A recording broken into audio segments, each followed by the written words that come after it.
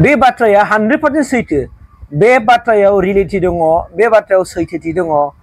बे बाथ्राया जाहैबाय मा जोंनि थाखाय माने आं बेखौ जुदि पार्सेन्ट हिसाबै जुदि होनांगौब्ला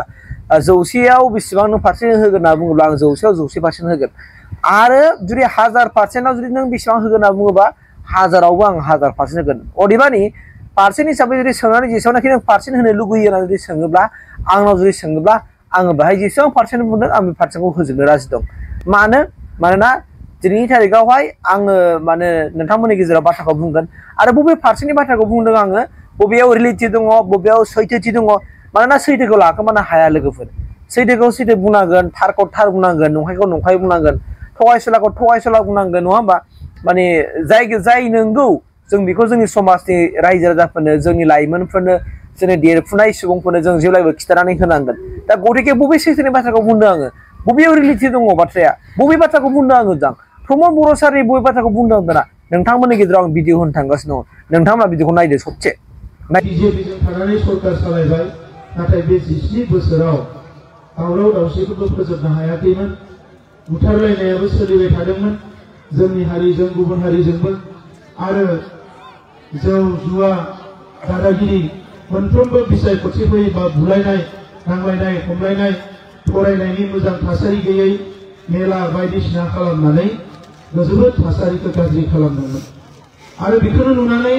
बर' अनाबर'बो जादोंमोन मोनसे समाव नाथाय UPPL हान्जा फैनाय लोगो लोगोनो जोङो दायो बे मेला दादागिरि लोंख्रुबनाय जाख्रुबनाय नांलाय खमलाय सिगि सग' बेफोरखौ गासैखौबो थान्दा खालामजोबनानै दिनै हरावबो सानावबो जोबोद मोजाङै संसार जानो हानाय जाबाय गिनांगौ जेबो बाथ्रायानो गैला सोरबा मटर साइकेल लानानै हर गेजेराव सानोबा आं बङाइगाव थांगोन बे आरामसे थांलाय फैलाय खालामनो हायो दा आंनो मानसिफ्रा बुंदों साहा ओनसोलाव मोनायाव मैदेर ओंखारबा गियो बेनि बादै जेबो गिनांगौ गैला जाहैबाय थायो आरो बे थासारिया 17 बोसोराव BPLआबो खालामनो हागौमोन नाथाय हाग्रामा महिलारि बिथाङा बेफोरबायदि बाथ्राफोरखौ बियो साननो रोङा नङा होमबा बे बाथ्राया जाहैबाय मा नंगौ दिनैनि तारिखाव हरना गुना बेरायो होननानै बुङोब्ला आंबो सासे बेरायो माने हरनि नोङो अखा थंब्ले बेरायोब्लाबो दिनैनि तारिखावहाय खुनु जों रावखौबो गिनाङा मानोना दिनैनि तारिखावहाय बिटिआर सक्तिनि उनाव गमामायैनो सान्थिया फैयाखै नङा फैदों दिनै सान्थि फैबाय जोङो हरना गुरना जोङो बेरायनो हायो जों खुनु जाति जनगोष्ठीफोरखौ जों गिनांला बै समावबा बर' जानानै बर' मानसिफोरखौ बर'फा गिनाय बर' मानसिखौ बर'फा गिनाय बर' मानसिखौ बर'फा बुथारनायनि पलिसि लानाय आरो बर' मानसिफ्राबो बेफोरबायदिनो अनाबर'फोरखौ माने सैयै खालामनाय बेफोरबायदि थासारिया जादोंमोन आरो बै समाव बेफोरबायदिनो अनाबर' गणजाति सुरक्षा मन्च होननाय मोनसे आफादबो जोनोम जादोंमोन नाथाय दिनैनि तारिखाव नंगौ बिटिआर सक्ति जानाय लोगो लोगो बेफोर गासिबो दिनै गैया जालांबाय दा आरो लोगोसेनो दिनै नोङो दा बे समाव नोङो बबेबा अनाबर' गामियाव थांनो जों गियोमोन बिराद गियोमोन जों मानो जोंखौ बुथारखोमागोन नामा रावबो मिन्थियै समाव बे जोंनि मोनसे भाब दंमोन जोंनाव आरो जाथाया जादोंमोनबो दिनै नोङो गोबां जायगायाव गावनायबो जादों बे बाथ्राया सैथो दं नाथाय दिनैनि तारिखाव नों बबेबा मुस्लिम गामियाव थां बा बबेबा अनाबर' गामिफ्राव थां गोथौआव थां खामानि मावहै नोंखौ जेबो होना माने फ्रि एन्ड माने फ्रांकलि बिथांमोना रायलायगोन आरोखि माने खुनु फ्रेन्डलि रायलायगोन माने फ्रेन्डलि बिथांमोना बाथ्राफोरखौ बुंगोन आरो फ्रांकलि बाथ्राफोरखौ बुंगोन माने खुनु लुकासनफ्रा गैया आरोखि दिनैनि तारिखाव बेबायदि थासारिखौ जोंनो नांगौ बेबायदि थासारि थायोबासो जोङो जोंनि समाजाव जोंनि सुबुंफ्रा माने मोजाङै जों संसारखौ जानो हागोन जों मोजाङै जोङो मोनफ्रोमबो खामानियाव जों जौगागोन बिजनेसावबो जौगागोन जेरै जोङो गुबुन जाथि जनगोष्ठीजों जों दावराव जाबाय थायोब्ला बिथांमोनाबो जोंनाव फैनो हानाय नङा जोंबो बिसोराव थांनो हानाय नङा जोंबो बिसोराव थांनानै जों बेफार फालांगि खालामनो हानाय नङा आरो बिथांमोनाबो जोंनाव फैनानै बेफार फालांगि खालामनो हानाय नङा थ' बिनिखायनो जोंनो सान्थिखौ नांगौ जेरावबो जों गोसोबायदि बेरायनो हानायखौ नांगौ जोंनो दा बे थासारि फैदों बेनिखायनो आं रोजा आङो प्रमद बर' सारखौ आं साबायखर जासिगोन एनडिएफबि ब्रादारखौ आं साबायखर जासिगोन एबसुखौ आं साबायखर जासिगोन दा बिनि लोगोसेनो गोबां माखासे टु दा पइन्ट दिनै गोबां माखासे पइन्ट बाथ्राफोर दिनै प्रमद सारा बुंदों आं नोंथांमोननो बिथांनि भिडिअखौ आं होगोन नोंथांमोना प्रमद सारनि खुगानिफ्राय खोनासंना लाबानो जाबाय बे भिडिअखौ होनायनि थाखाय आं सोरबा राजखान्थि दैदेनगिरि जानो हाया गतिके नोंथांमोननो आङो नोंगौ आं फोरमायनानै होगोन फै प्रमद सारा मा बाथ्रा बुङा मा बाथ्राखौ टु दा पइन्ट बुङा जों जुदि लाइभआव थांना थानांगौब्ला जों जुदि एसे ट्राइबेल हिसाबै ट्राइबेलफ्रा गोदोनिफ्राय जों मा रोखोम जिउ खुंबोदोंमोन बेफोरनि गासै बाथ्राखौ दिनै नोंथांमोननि गेजेराव होनो थांगासिनो दङ नोंथांमोना बिदिखौ नायबानो जाबाय गेरेमसा हारि दानांगौ आरो गेरेमसा हारि दानांगौबा एक नम्बराव जोंहा सोलोंथाइया थिग जानांगोन दानिया नोंथांमोना सानहरदों बिपिएफनि 17 बोसोराव चिरां जिल्लानि मेट्रिकनि रिजाल्टआ अल आसामनि गेजेरावनो बयनिख्रुइ गाहायसिनाव थायोमोन आरो जोंनि सरकारा बोसोरसेल' बारदोंमोन बिनि उनाव दायो चिरां जिल्लाया अल आसामाव मेट्रिकनि रिजाल्टआव एक नम्बराव फैबाय चिरां जिल्लाया बेयो मोनसे जोबोद गिदिर सोलायनाय हाग्रामा महिलारिया बिदि हानाय नङा मानोना बियो कुनु फोरोंगिरिखौ जों रायलाया कुनु फरायसालियाव थांफेरा 17 बोसोराव बबे फरायसालियाव थांफेरदों कुनु कलेजाव थांफेरा आङो दायो आगोलाव एबसुआव थानाय समावबो स्कुल कलेज बेरायोमोन दाबो बेरायो आङो घन्टा रायलायो आं फोरोंगिरिफोरजों अफिसारफोरजों रायलायो आङो घन्टा बोरै सोलोंथाइखौ थिग खालामनो दिनै गेरेमसा हारिया बोरै जागोन फारफ्रोमबो बिथिङाव जोंनि मानसिया जौगालांनांगोन गेलेमु बिथिङाव हारिमु बिथिङाव रांखान्थिनि बिथिङाव सोलोंथाइनि बिथिङाव मेट्रिकनि रिजाल्टल' नङा देग्लाय बोसोराव साफ्रोमबो बर' फिसानि बिखाया जोङो दुगाखांनाय मोनगोन देग्लाय बोसोरसेयावनो मात्र बोसोरसेयाव बेवहायनो 57 बर' सेंग्रा सिख्लाफ्रा फरायसाफ्रा देग्लाय मेडिकेलाव एडमिशन मोनदों एमबिबिएस फरायनो थाखाय 57 डक्टर खेबसेयावनो 5 बोसोरनि उनाव बसुमतारी नार्जारी ब्रह्म बर' गयारी बेबायदि होननाय 57 जन डक्टर बोसोरसेयावनो ओंखारबोगोन आंहा फोथायनाय दङ नेक्स्ट बोसोरावबो बिखिनियानो मोनगोन बोसोरफ्रामबो 50 जन 60 जन मोनबाय थागोन आरो बे थासारिखौ दिनै जों दानो हाबाय देग्लाय बोसोरनि थांनाय रिजाल्टआव एपीएससी एग्जामाव बीटीसी ओनसोलनिफ्राय 50 जननिफ्राय बांसिन फरायसाफोरा एपीएससी पास खालामनो हादों बिसोर एसीएस अफिसार आसामनि पुलिस अफिसार भिडिअ गुबुन साख्रिफोरखौ मोनसिगोन बियो बीपीएफनि दिनाव बोसोरसेयाव 7 6 जन 7 जनल' पास खालामोमोन जोंनियाव दायो बोसोरसेयावनो 50 जन मानो जोङो गेरेमसा हारि जानांगौखाय सरकारनि खरसावनो गोरिब न'खरनिफ्राय 50 जन फरायसा सायख'नानै मेडिकेलनि थाखाय कचिं खालामहोदों गोरिब न'खरनिफ्राय 50 जन फरायसाफोरखौ सायख'नानै जोङो इन्जिनियारिंनि थाखाय कचिं खालामहोदों 50 जन फरायसाफोरखौ सायख'नानै गामि गफानि सिंनिबो गोबां हादाननिबो दङ फरायसाफोरखौ सायख'नानै दिल्लीयाव जोंनि कलेजाव बोसोरसे फरायनो थिनहरदों जाहाथे आईएएस आईपीएस जानो हायो बेखौ हाग्रामा महिलारिया मालाबाबो साननो हानाय नङा रायजोफोर हायाखै आगोलावबो 50 जन फरायसाखौ जोङो गुवाहाटीयाव फरायनो थिनहरदों जाहाथे एसीएस अफिसार जानो हायो दा बे खामानिफोरखौ दिनै जों आखायाव लादों फोरोंगिरिफोरखौ ट्रेनिं होनाय गुबुन फरायसालि दिनै 1200 खान गासै गं 1200 फरायसालिफोरखौ बोसोरनैयावनो थिग खालामजोबनाय जाबाय अखा सेरोमोन मोसौ हाबनानै थायोमोन फरायनायनि डेस्क बेन्च गैयामोन 1200 गासै गंसे गंनै नङा रायजोफोर 17 बोसोराव बीपीएफआ 100 खानबो स्कुल फानाखैमोन जोङो बोसोरथामाव 1200 खान स्कुल थिग खालामबाय अखा सेरनाय आरो 2024 मायथाइयाव आं टारगेट लादों जे 2024 मायथाइ जोबनाय माने फाइनेन्सियेल इयारा मार्चसिम थायो बै समसिम गंसेबो अखा सेरनाय स्कुल थानो मोना बड'लेण्डआव गासैबो थिग खालामजोबगोन बेखौ थांखि लादों मानोना सोलोंथाइया थिग जानांगोन गुबुन फारसेथिं दिनै शान्ति फैबाय बे शान्तिखौ मानो नांगौ होनना बुङोबा हारिया जौगानायनि खामानि मावनो आगोलाव मिलिटारि पुलिस गुलि बेरनाय बमा बेरनाय बायदिसिना होननानै लेखा फरायामोन आबाद मावनाया मोजां जायामोन दा आबाद मावनायखौबो नायदो आङो 2020 मायथाइयाव जेला सरकार दायो अब्ला हिसाब खालामनानै नायदोंमोन जे जोंनि आबादाव जोङो बेसेबां रां मोनो हिसाब खालामनानै नायनाय नुबाय जे गासै बड'लेण्डनि 4 जिल्ला मोनबा जाबाय बेवहाय आबाद मावनानै जोंनि माइ गय बायदिसिना फाननानै जोङो बेसेबां मोनो 1900 कोटी थाखा मोनो जोंनि आबादारिफ्रा बे 2019 नि बाथ्रामोन देग्लाय बेसेबां मोनगोन 2023-24 जोंनि माइ ड्रेगन फिथाइ गय माबा माबि फाननानै जोंनि आबादारिफ्रा 3600 कोटीनि बारा रां फैगोन जोंनियाव दायो डाबलनिख्रुइ डाबल जाबाय दायो इनकामा मानो साइन्स फैनायनि थाखाय नङाबा मोजाङै मावनो हायामोन बाजारफ्रा मोजाङै जायामोन दिनै जोंनि आबाद मावनायाबो डाबल जाबाय जोंनि आइजोफ्रा फिथोब फाननानै एम्फौ फिसिनानै बेसेबां आइजोफ्रा कन्टिनिउ एम्फौ फिसियो जे सोरबा फिसिनानै दोनथ'यो बेखौ आं हिसाब खालामजोबो बयनिबो लिस्ट दं आंनियाव 42,000 आइजोफ्रा एम्फौ फिसियो खनसेयाव आरो बे एम्फौ फिसिनानै बेसेबां फिथोब मोनो 300 निफ्राय 400 मेट्रिक टन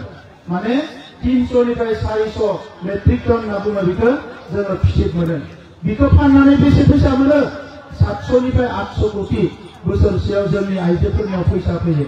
सोरबा 2,000 सोरबा 3,000 सोरबा 5,000 फिथोब फाननानै दा बे 42,000 आइजोफ्रा जुदि मोजाङै मावोबा आरोबाव जुदि 42,000 मावबावोब्ला इन्दिखौ जोंनियावल' मोनो भारताव बे इन्दियानो जोंनि रांखान्थि जौगानायनि मोनसे लामा जानो हायो दा ओंखायनो सेरिकालचारखौ जोङो जौगाहोगासिनो दङ बे 300-400 कोटिनि जे इन्दि खुन्दुं इन्दि मोनगोन जोङो फिथोब फाननानै जे मोनगोन फैसा मोनगोन बेखौ खुन्दुं बानायोब्ला खुन्दुंनि बेसेना जागोन 3,000 निफ्राय 4,000 कोटि दा बेनिखायनो बड'लेण्डआव जोङो इन्डास्ट्रि बानायनो नागिरदों जि इन्डास्ट्रिया जोंनि आगर आखाइ जोंनि आइजोफोरनि आखायावनो दङ बेखौ मालायनि सायाव सोनारनाङा दा दाउ अमा फिसिनायनि बाथ्राफोरखौ बुंनायखाय बिपिएफआ जोंखौ सोंखारिदों मानो दाउ अमा फिसिनायनि बाथ्रा बुंलायलायनांगौ दाउ अमा फिसिनानै बोरमा फिसिनानै आबाद मावनानै बेनो जोंनि ट्राइबेलफोरनि रांखान्थि